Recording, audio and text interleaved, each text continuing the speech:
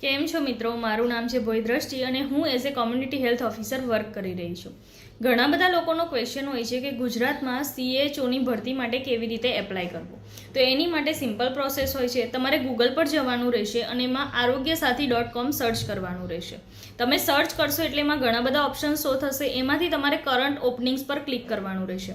તમે જેવું ક્લિક કરશો એમાં ગુજરાતમાં જેટલી પણ વેકેન્સીઝ છે ડિફરન્ટ ટાઈપ્સની એ બધી શો થઈ જશે.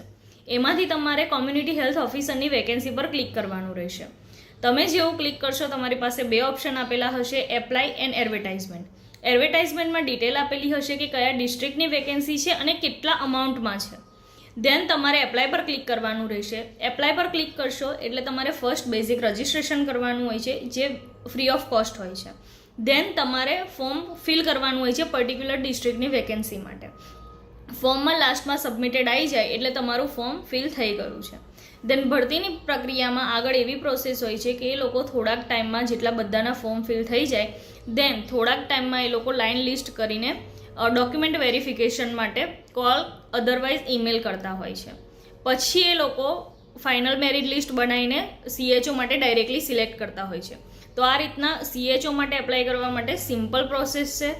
Thank you.